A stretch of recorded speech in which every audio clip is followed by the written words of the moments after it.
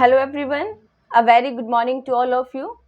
सो आज की हम क्वेश्चन सीरीज स्टार्ट करते हैं। आज का फर्स्ट क्वेश्चन हमारा रहेगा, what are the step in which attitude keep take place according to two step concept. जो हम टू स्टेप कंसेप्ट पढ़ते हैं एटीट्यूड चेंज के रिगार्डिंग, एटीट्यूड की हमने थ्योरीज भी की हुई है।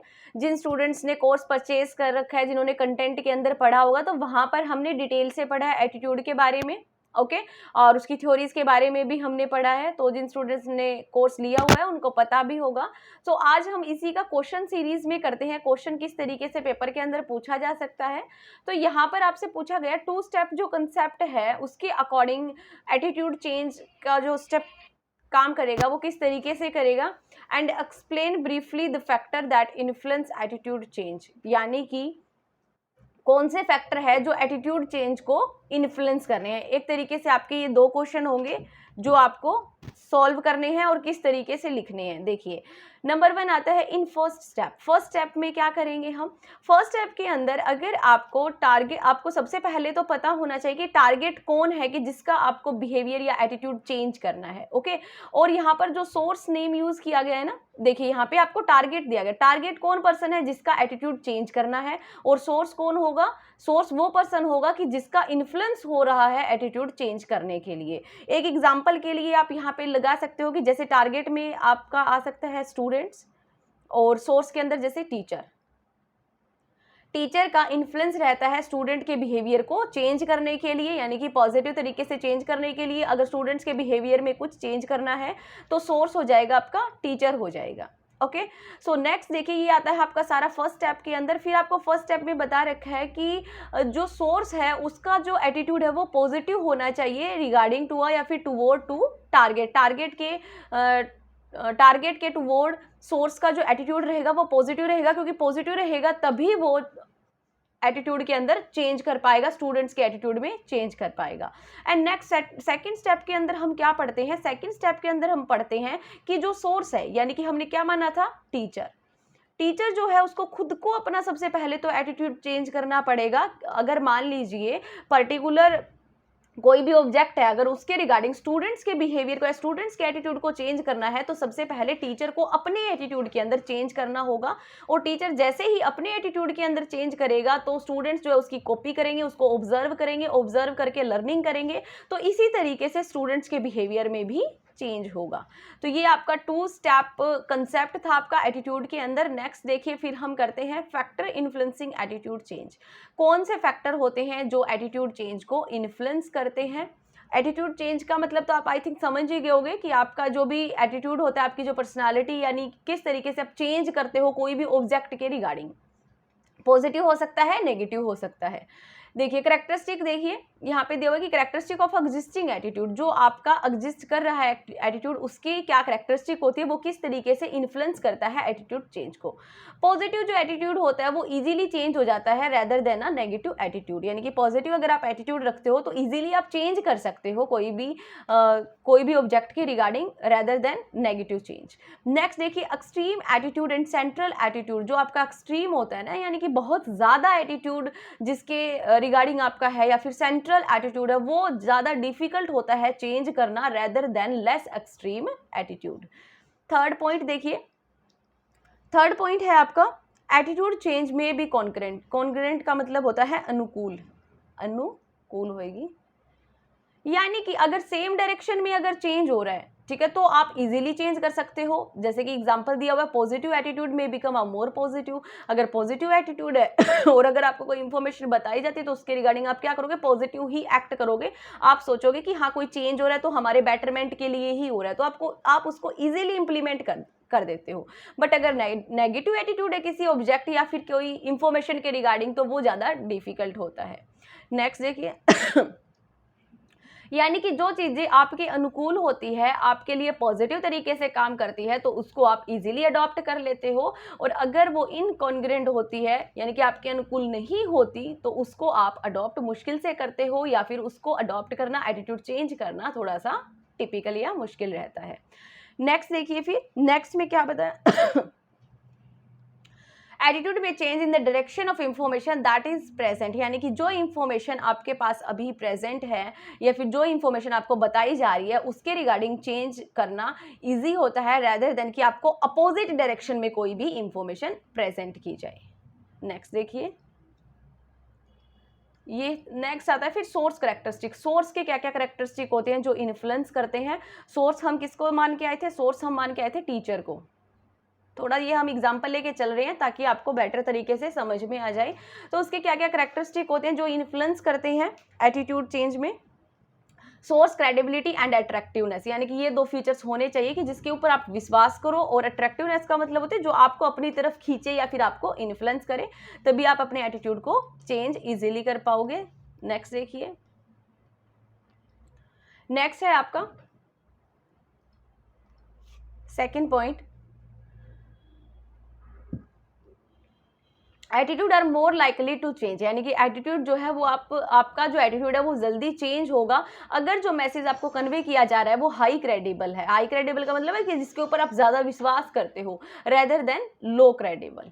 नेक्स्ट देखिए फिर, in some cases some product such as car sale में increase if they are publicise, अगर वो पब्लिश हो गई है तो उसकी जो जैसे कि कार का कोई भी यहाँ पे एग्जांपल ले रखा है, उसकी सेल इंक्रीज होगी अगर उसकी ज़्यादा पब्लिसिटी कर रखी है, ज़्यादा एडवर्टाइजमेंट कर रखी है तो, और ज़रूरी नहीं है यहाँ पे एक्सपर्ट के द्वारा ही हो। नेक्स्ट देखिए, फिर आता है मैसेज करेक्टरिस्टिक। मैसेज के क्या क्या करेक्टरिस्टिक आएंगे जो इन्फ्लुएंस करते हैं एटीट्यूड के। मैसेज के अगर नॉर्मली सोचा जाए तो मैसेज आपका क्या होना चाहिए? रिलीवेंट होना चाहिए, ठीक है। सो यहाँ पे आएगा आपका मैसेज के थ्रू जो भी आप इंफॉर्मेशन प्रेजेंट कर रहे हो वो उनके फेवर की होनी चाहिए जिससे कि एटीट्यूड चेंज हो, या मैसेज इस तरीके का होना चाहिए कि आप अपील किस तरीके की करो। देखिए यहाँ पे नेक्स्ट पॉइंट में दिया भी हुआ है, यहाँ पे ये पॉइंट करोगे ना आप, यानी कि मैसेज में जो आप रैशनल अपील कर रहे हो या इमोशनल अपील कर रहे हो, ठीक है। तो इस तरीके की जो है वो भी आपका एटीट्यूड किस तरीके से चेंज करता है, रैशनल तरीके से या फिर इमोशनल तरीके से। नेक्स्ट देखिए, नेक्स्ट है यहाँ पे एग्जांपल देख लीजिए, लाइक ड्रिंकिंग मिल्क में बी सैड टू मिल्क, जैसे कि मिल्क जो है वो सबको पीना चाहिए, अच्छा होता है, और एक आप इस तरीके से बोलते हो, मोटिवेट करते हो लोगों को कि जो अगर आप मिल्क पीते हो तो आप हेल्थी रहते हो, good looking, more energetic, more successful, ठीक है। तो इस तरीके से जब आपको बताया जा रहा है, मैसेज को एक तरीके से कन्वे किया जा रहा है आपके एटीट्यूड में चेंज करने के लिए, तो मैसेज भी इन्फ्लुएंस करता है। नेक्स्ट आता है टारगेट कैरेक्टरिस्टिक। टारगेट हमने किसको बनाया था? टारगेट हमने बोला था स्टूडेंट्स को। अब स्टूडेंट्स की क्या क्या कैरेक्टरिस्टिक होनी चाहिए एक एग्जांपल के थ्रू ही हम समझ रहे हैं, और यहाँ पे आता है टारगेट कैरेक्टरिस्टिक। तो टारगेट कैरेक्टरिस्टिक में आएगा कि हम उनको परसुएड कर सके, यानी कि हम उनको इन्फ्लुएंस कर सके, हमारा ऐसा एटीट्यूड होना चाहिए, या फिर हमारे अंदर इतनी पावर हो कि जैसे कि एक जो टीचर है जब वो स्टूडेंट्स को पढ़ा रहा है तो उनको सेटिस्फाई कर सके, उनको इन्फ्लुएंस कर सके, जो चेंज आप स्टूडेंट्स के अंदर करना चाहते हो, जो स्टूडेंट्स के एटीट्यूड के अंदर चेंज करना चाहते हो। People who have more open and flexible personality, यानी कि जो पर्सन ओपन होते हैं, ओपन माइंडेड या फिर फ्लेक्सिबल पर्सनालिटी के होते हैं, उनका एटीट्यूड चेंज करना ईजी रहता है। फिर नेक्स्ट देखिए, पीपल विद स्ट्रॉन्ग प्रेजुडिक, यानी कि जो पहले से ही परसेप्शन बना के रखते हैं ना, उनका एटीट्यूड चेंज करना हमारे लिए मुश्किल रहता है, और जो पहले से परसेप्शन नहीं बना के चलते उनका हमें एटीट्यूड चेंज करना इजी रहता है क्योंकि जिन्होंने पहले से ही परसेप्शन कुछ बना रखा है, पहले से ही कुछ सोच रखा है, पहले से कुछ जजमेंट कर रखी है, वो उसको चेंज ही नहीं करना चाहते, तो अगर हम उनको कुछ भी बात बताएंगे, उनको एटीट्यूड चेंज करने के लिए बोलेंगे तो बहुत मुश्किल होता है कि उनके एटीट्यूड को चेंज करना। नेक्स्ट देखिए, फिर person who have low self esteem. अब नेक्स्ट स्टेप में बताया है कि जो पर्सन जिनके पास कम सेल्फ अस्टीम है, या फिर आत्म सम्मान आप लगा सकते हो, फिर यहाँ पे लगा सकते हो एक ईगो होती है, अगर ज़्यादा ईगोस्टिक नहीं है तो वो इजीली चेंज को अडॉप्ट कर लेते हैं, एटीट्यूड में चेंज कर लेते हैं। बट ज़्यादा ईगोस्टिक है, ज़्यादा वो सोचते हैं कि नहीं मेरे को ही पता है, और जो भी मेरे को समझा रहा है उसको नहीं पता, या इस तरीके से जो समझता है कि मेरे को ही सब कुछ पता है, तो उसके एटीट्यूड में चेंज करना थोड़ा सा हमारे लिए मुश्किल रहता है। तो ये हमारे टारगेट के कैरेक्टरिस्टिक रहेंगे। नेक्स्ट क्वेश्चन देखिए, फिर second question,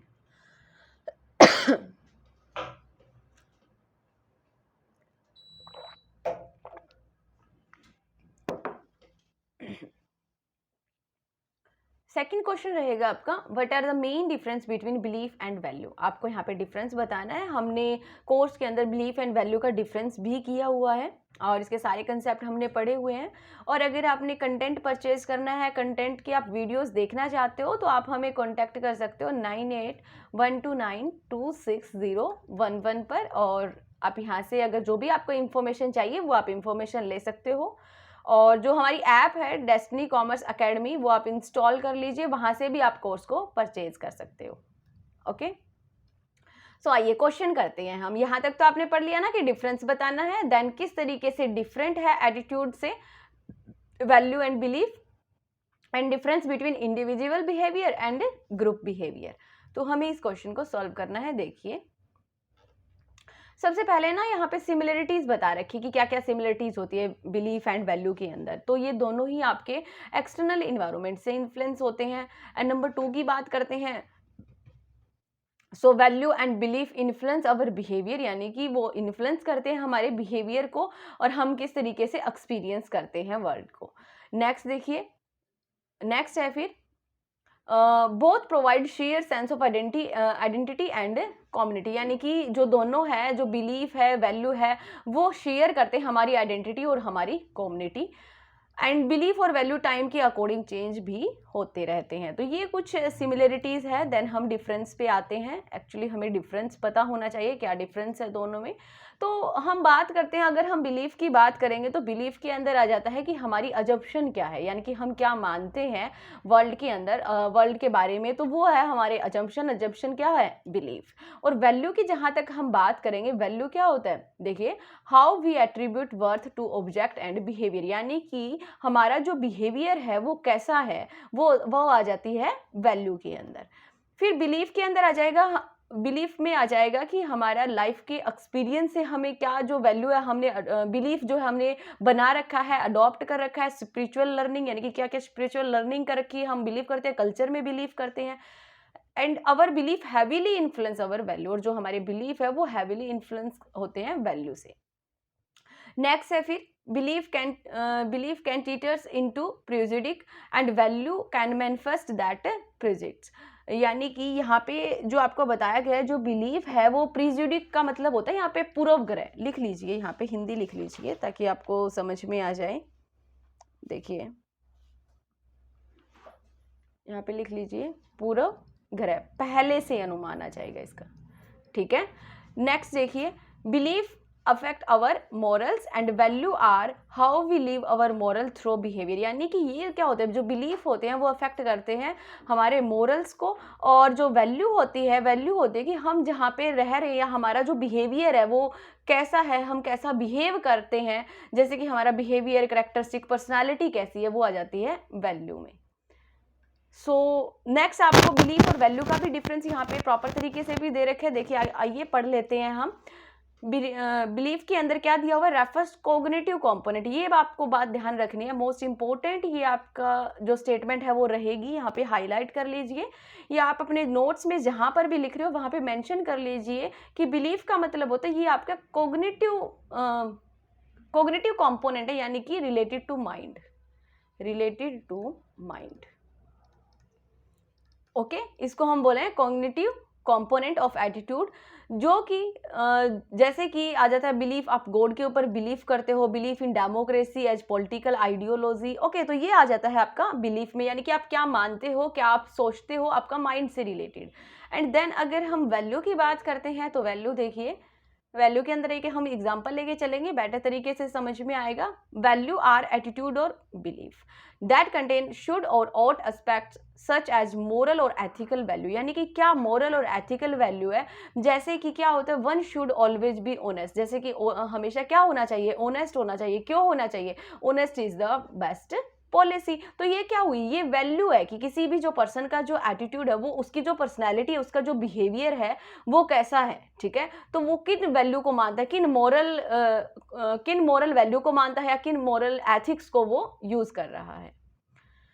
value are formed when particular belief और attitude become an inseparable part of person, यानी कि जो आपके बिलीफ है, एटीट्यूड है, वो आपके इनसेपरेबल पार्ट होते हैं किसी भी पर्सन के आउटलुकिंग लाइफ के रिगार्डिंग, यानी कि उसको आप सेपरेट नहीं कर सकते हो। अगर कोई पर्सन ऑनेस्ट है तो वो ऑनेस्ट ही रहेगा, उसको आप सेपरेट नहीं कर सकते हो। And consequently value are difficult to change, और वैल्यू को चेंज करना डिफिकल्ट रहता है। देन हमें नेक्स्ट क्वेश्चन पूछा गया था कि इंडिविजुअल बिहेवियर में और ग्रुप बिहेवियर में हमें डिफरेंस बताना था। क्या डिफरेंस होता है? इंडिविजुअल का तो मतलब क्या हुआ कि सेपरेटली कोई भी जो पर्सन होता है, हर एक पर्सन इंडिविजुअल डिफर होता है, डिफरेंट होता है, जिसकी personality, learning, attitude, motivation, job satisfaction अलग अलग रहेगा। किसी भी पर्सन के बारे में जब हम इंडिविजुअली स्टडी कर रहे हैं, that is individual behaviour. Next आता है फिर आपका ग्रुप बिहेवियर। ग्रुप बिहेवियर के अंदर आएगा कि जो स्टडी कर रहे हैं ऑर्गेनाइजेशन के अंदर, ग्रुप के अंदर लोग जो काम कर रहे हैं वो किस तरीके से काम कर रहे हैं, उस ग्रुप की जब हम स्टडी करते हैं, that is group behaviour.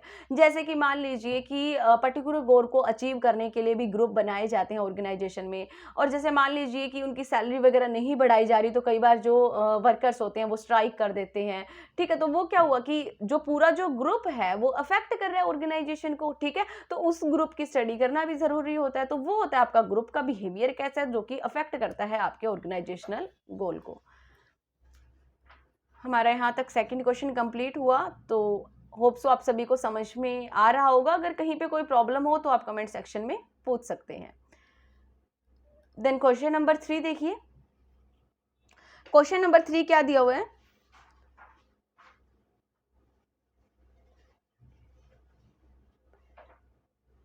What is प्रेजुडिक, यानी कि क्या होता है प्रेजुडिक, इसका मतलब क्या होता है यहाँ पे?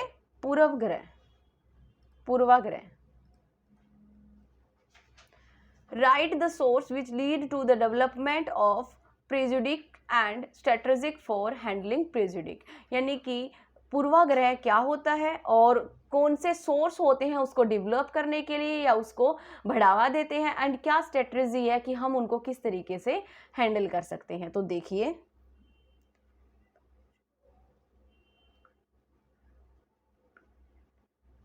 यानी देखिए, prejudice refers to preconceived opinion और एटीट्यूड, यानी कि जो पहले से ही ओपिनियन बना हुआ है, पहले से ही जो एटीट्यूड है या लोगों द्वारा बनाया गया है किसी एक ग्रुप के रिगार्डिंग, उसको हम बोलते हैं प्रीजुडिसेस, बोलते हैं हम उसको।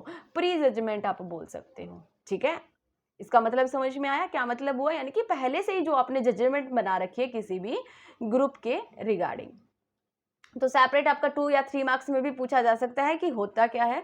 सो अब देखिए कि जो प्रेजुडिक्स होते हैं उनको कौन से जो सोर्स है जो लीड करते हैं या फिर जो डेवलप करते हैं, किस तरीके से डेवलप किए जाते हैं? Through the learning. नंबर 1 आता है यहाँ पे लर्निंग के थ्रू। लर्निंग के थ्रू किस तरीके से होएगा? देखिए, prejudice can also be learn through association, reward and punishment, यानी कि जो पहले से ही अनुमान या पहले से ही जो जजमेंट है जो सीखी गई है वो किस तरीके से सीखी जा सकती है? किसी एसोसिएशन के थ्रू, रिवॉर्ड के थ्रू, पनिशमेंट के थ्रू, ऑब्जर्विंग के थ्रू, इनके थ्रू सीखी जा सकती है आपकी। लाइक मान लीजिए आप फैमिली में रह रहे हो, reference group, personal experience and media, ठीक है, जहां से आप सीखते हो कि भी किसी भी पर्टिकुलर ग्रुप के रिगार्डिंग जो आपका परसेप्शन बनता है।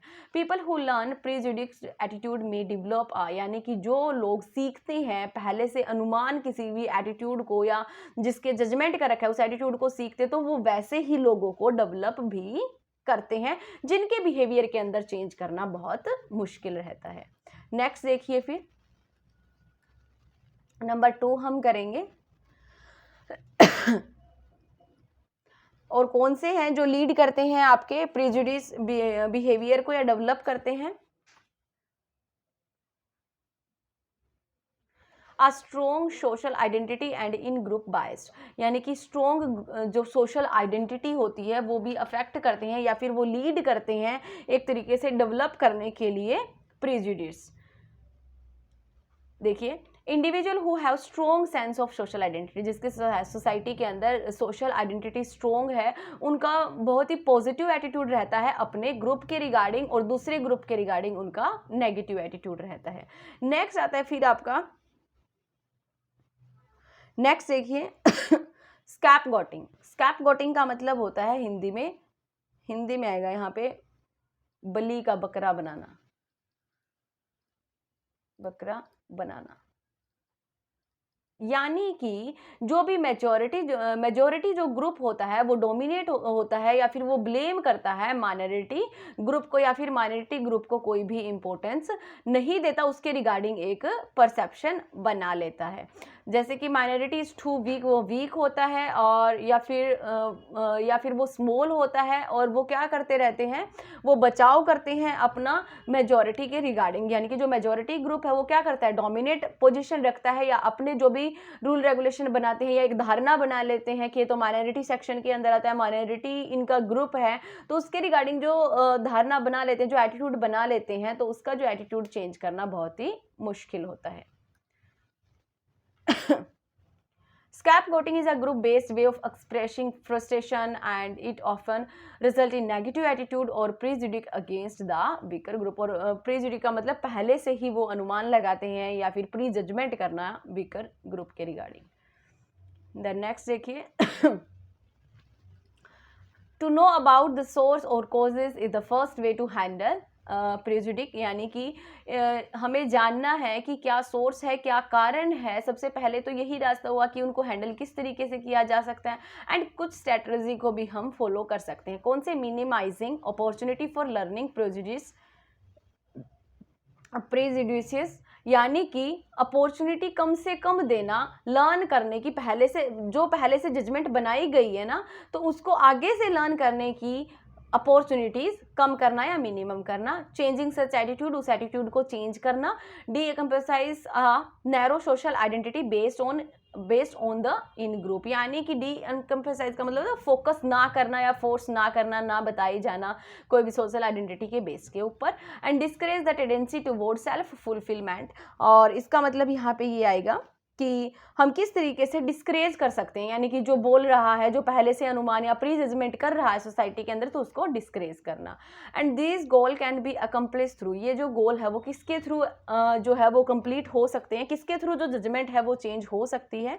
Number 1, education and information dissemination, यानी कि डिसिमिनेशन का मतलब था प्रसार करना, एजुकेशन का और इंफॉर्मेशन का प्रसार करना। एक स्टीरियोटाइपिंग को अवॉइड करना। स्टीरियोटाइपिंग का मतलब होता है जो रूढ़िवादी धारणा जो बनी हुई है, जो चलती आ रही है, उसको अवॉइड करना, उसके बारे में ना सोचना, ना ही आगे बच्चों को डिलीवर करना। तो इससे भी आपका कम हो सकता है या आप हैंडल कर सकते हो जो धारणाएं बनी गई है। Increase inter group contact, inter group contact होना चाहिए आपका, यानी कि आप आपस में एक दूसरे ग्रुप के रिगार्डिंग पॉजिटिव सोचो, नेगेटिव ना सोचो। नेक्स्ट देखिए, क्लोज इंटरेक्शन बिटवीन ग्रुप, और हेल्प करनी चाहिए एक दूसरे की, क्लोज इंटरेक्शन होना चाहिए एक ग्रुप का दूसरे ग्रुप के साथ। And two group are not different in power और स्टेटस, दोनों जो ग्रुप है वो पावर और स्टेटस में डिफरेंट नहीं होने चाहिए। हाईलाइट इंडिविजुअल आइडेंटिटी, यानी कि किसी भी इंडिविजुअल पर्सन की आइडेंटिटी को हाईलाइट करना चाहिए, ग्रुप की आइडेंटिटी को हाईलाइट नहीं करना चाहिए, ना ही उसके वीकनेसेस के बेस पर करना चाहिए। इंडिविजुअल पर्सन क्या कर रहा है, उसकी क्या आइडेंटिटी है, क्या उसकी इंपॉर्टेंस है, क्या उसकी स्किल है, उसी के रिगार्डिंग जो है वो हाईलाइट किया जाना चाहिए। ओके, देन नेक्स्ट क्वेश्चन देखिए, फिर क्वेश्चन नंबर 4। क्वेश्चन नंबर 4 के अंदर आपको ना कुछ पॉइंट्स दिए गए हैं उन पॉइंट्स को ही डिस्क्राइब करना है। किस तरीके से आप डिस्क्राइब करोगे, देखिए। नंबर 1 आता है कोग्निटिव डिसोनेंस। कोग्निटिव डिसोनेंस का मतलब क्या होगा, यहाँ पे ना जो ये टर्म दे रखी है ना, ये आपके 2 मार्क्स या 3 मार्क्स में पूछी जा सकती है, क्योंकि ये आपकी इंपॉर्टेंट टर्म है जो भी हम सिलेबस करके आए हैं उसके अंदर। क्वेश्चंस करने का बस यही एक फ़ायदा है कि यहाँ से ना आपको पता चल जाएगा कि कौन सी इंपॉर्टेंट टर्म है, कहाँ से क्वेश्चन आपके बन सकते हैं।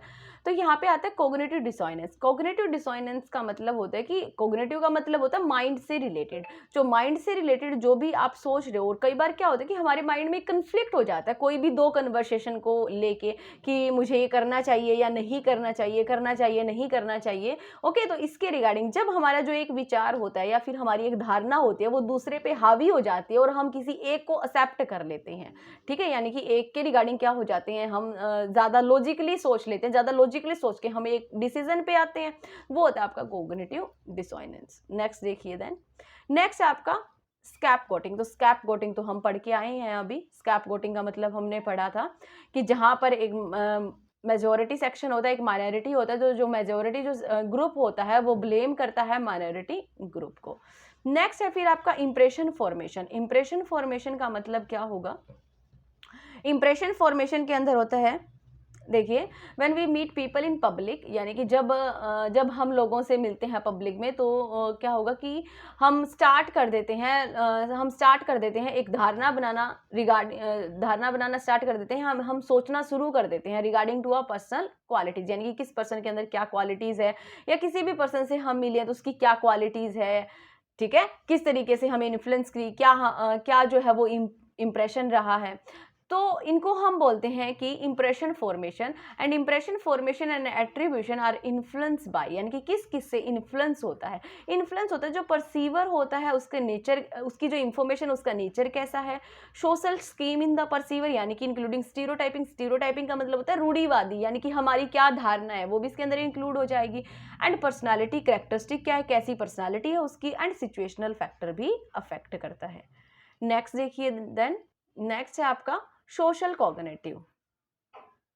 सोशल कॉग्निटिव के अंदर आप पढ़ते हो, सोशल कॉग्निटिव या सोशल कॉग्निशन में आ जाता है all those psychological process that deal with gathering and processing of information related to social object, यानी कि यहाँ पे आएगा सारे जो साइकोलॉजिकल जो प्रोसेस होते हैं। साइकोलॉजिकल का मतलब क्या हुआ कि माइंड से रिलेटेड आपके, ठीक है, माइंड के रिलेटेड जो भी आपके प्रोसेस आएंगे यहाँ पे, वो आ जाता है आपका साइकोलॉजिकल प्रोसेस होती है एक तरीके से, जो सोशल कॉग्निटिव के अंदर आएगी।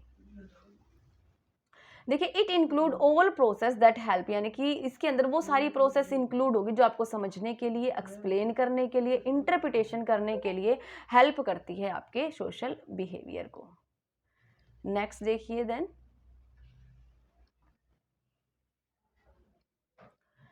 नेक्स्ट है the processing of information related to social object. जो वो इंफॉर्मेशन होगी ना, वो सोशल ऑब्जेक्ट के ही रिगार्डिंग होगी, यानी कि सोसाइटी के अंदर जो पर्टिकुलर जो पर्सन है वो कैसे हैं, individual, group, person, relationship, social issues different from processing, यानी कि वो क्या होंगे आपके डिफरेंट किस तरीके से है, पर्टिकुलर कोई भी इंडिविजुअल, ग्रुप, पीपल या उनका रिलेशनशिप, वो होते हैं आपके सोशल कॉग्निशन में आ जाते हैं ये सारे पॉइंट्स जो भी आपके यहाँ पे डिस्क्राइब किए गए हैं। नेक्स्ट आता है फिर आपका जो टाइम के अकॉर्डिंग है वो भी चेंज होते हैं पर्सन, यानी ज़रूरी नहीं है कि पहले जो सोच थी या पहले जो सोसाइटी के अंदर था वैसा ही अब है, तो वो आपका सारा चेंजेबल होता है। नेक्स्ट देखिए, यहाँ पे एक एग्जाम्पल दिया हुआ है आपको, teacher who observe a student in school. एक जो टीचर होता है वो स्टूडेंट को ऑब्जर्व करता है स्कूल में, और सेकंड दिया हुआ है कि अगर मदर जो है वो ऑब्जर्व करती है स्टूडेंट को घर पे, तो दोनों में क्या रहता है, दोनों के बिहेवियर में डिफरेंस रहता है, ठीक है, दोनों के बिहेवियर में क्या रहेगा, डिफरेंस रहेगा। द स्टूडेंट में show are difference in his और her behaviour depending on who is watching him her, यानी कि डिपेंड करता है कि उसको कौन देख रहा है, कौन उसकी निगरानी कर रहा है, टीचर या फिर मदर। नेक्स्ट देखिए, नेक्स्ट है आपका लर्निंग। लर्निंग के अंदर क्या आएगा, लर्निंग डिफाइन परमानेंट चेंज, यानी कि लर्निंग होता है कि जो आपके बिहेवियर के अंदर परमानेंट चेंज हो रहा है, जो आप डायरेक्टली या फिर इनडायरेक्टली आप एक्सपीरियंस से सीख रहे हो, वो आ जाता है आपका लर्निंग में। कि लर्निंग भी क्या करती है, इन्फ्लुएंस करती है एक तरीके से, और लर्निंग के अंदर आ जाएगा जो भी आप सीख रहे हो, या सीखना आपका ये नहीं है कि कोई एज वाइज होता है, ठीक है, आप कभी भी सीख सकते हो। देन नेक्स्ट क्या है, it means change in behaviour attitude due to education. वो आपका एजुकेशन से भी हो सकता है, ट्रेनिंग से भी हो सकता है, प्रैक्टिस से भी हो सकता है, एंड एक्सपीरियंस से भी हो सकता है। नेक्स्ट है फिर आपका नेचर ऑफ लर्निंग। जो लर्निंग है वो किस नेचर की होगी, आपकी नेचर की अगर यहाँ पे हम बात करते हैं, सो लर्निंग के अंदर जो चेंज होता है वो इन्वॉल्व होता है, क्योंकि जब आप लर्निंग करते हो, जब आप सीखते हो, तो आपके अंदर चेंज आएगा। अब एक तो आप जो प्रिपरेशन कर रहे थे उससे पहले थे, और एक आप अब प्रिपरेशन कर रहे हो, तो आपके अंदर चेंज आया ना। बहुत सारी ऐसी जो टर्मिनोलॉजी है जो आपको नई सीखने को मिली, जिसके अंदर आपको बहुत सारी नॉलेज भी मिली है, बहुत सारे सब्जेक्ट के बारे में पढ़ने को भी मिला है। पहले आपने कंटेंट पढ़ा, देना आप अभी क्वेश्चन आंसर कर रहे हो, तो दोनों में डिफरेंस है ना, कंटेंट पढ़ने में और क्वेश्चन आंसर करने में, किस तरीके से हम लिखते हैं, तो यहाँ पे डिफरेंट रहता है। बट बहुत चीजें हम सीखते हैं, तो चेंज तो इसके अंदर इन्वॉल्व होता है। इट मे और मे नॉट गारंटी इंप्रूवमेंट, बस जरूरी नहीं है कि, गारंटी नहीं है कि आपकी इंप्रूवमेंट हो भी सकती है और नहीं भी हो सकती। ये आपका परमानेंट नेचर का होता है एंड लाइफ लॉन्ग रहता है। नेक्स्ट है फिर आपके फैक्टर अफेक्टिंग लर्निंग, कौन कौन से फैक्टर होते हैं जो अफेक्ट करते हैं लर्निंग को। देखिए लाइक फैक्टर अफेक्ट कौन कौन से होते हैं, जैसे कि motivation, practice, environment and mental group. Then आता है आपका मेंटल ग्रुप। मेंटल ग्रुप को डिस्क्राइब करना है, मेंटल ग्रुप आपके माइंड के ही रिगार्डिंग होगा। मेंटल ग्रुप के अंदर आ जाएगा आपका सोचने का तरीका आ जाता है, या फिर थिंकिंग आ जाएगी यहाँ पे, कि ये जो डिस्क्राइब करता है, ये डिस्क्राइब करता है हमारी थिंकिंग क्या है, ठीक है।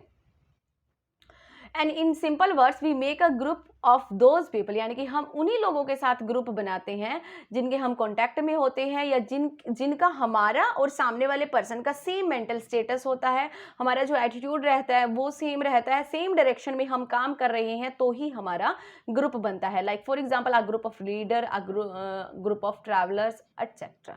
ओके, सो आज के लेक्चर के अंदर इतना ही करेंगे, हम नेक्स्ट लेक्चर में फिर मिलते हैं। Thank you everyone.